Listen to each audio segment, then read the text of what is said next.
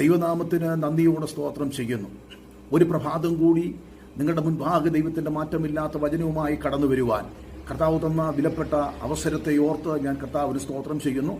ദൈവത്തിന്റെ ദാസനായ യോഹന്നാൻ അപ്പോസ്തലൻ വെളിപ്പാട് പുസ്തകത്തിൽ അതിന്റെ 3-ാം അധ്യായം അതിന്റെ 8-ാമത്തെ വാക്യത്തിൽ താൻ ഇങ്ങനെ രേഖപ്പെടുത്തിയിരിക്കുന്നു. ഹല്ലേലൂയ, ഇതാ ഞാൻ നിന്റെ മുമ്പിൽ ഒരു വാതിൽ തുറന്നു വച്ചിരിക്കുന്നു. ഞാൻ നിന്റെ മുമ്പിൽ ഒരു വാതിൽ തുറന്നു വച്ചിരിക്കുന്നു. ഇന്നലെ വരെ ജീവിതത്തിൽ അടഞ്ഞുപോയ അനേക വാതിലുകളുണ്ട്, അനേക വഴികളുണ്ട്. എന്നാൽ ഇന്ന് പകൽ എന്നെ കേൾക്കുന്ന എൻ്റെ പ്രിയപ്പെട്ടവരെ, നിന്റെ മുൻപിൽ ആർക്കും അടയ്ക്കാതെ വണ്ണം തുറന്നു വച്ചിരിക്കുന്ന, ആർക്കും തടുത്തുകൂടാതെ വണ്ണം തുറന്നു വച്ചിരിക്കുന്ന അതേ ഒരു വഴി നിന്റെ മുൻപിലുണ്ട്. അല്ലെങ്കിൽ നിന്റെ ഭാവിയെക്കുറിച്ചുള്ള വഴി അടഞ്ഞുപോയെന്ന് നീ ചിന്തിക്കുന്നെങ്കിൽ, നിന്റെ തലമുറയെക്കുറിച്ചുള്ള വഴി നീ അടഞ്ഞുപോയെന്ന് ചിന്തിക്കുന്നെങ്കിൽ നീ ഭാരപ്പെടേണ്ട. ദൈവം ഒരു വഴി നിന്റെ തലമുറയ്ക്ക് വേണ്ടി, നിനക്ക് വേണ്ടി ദൈവം തുറന്നിട്ടുണ്ട്. അവിടുത്തെ കൃപയിൽ നമുക്ക് ആശ്രയിക്കാം, അവിടുത്തെ പാദപീഠത്തിലേക്ക് അടുത്ത് ചെയ്യാം.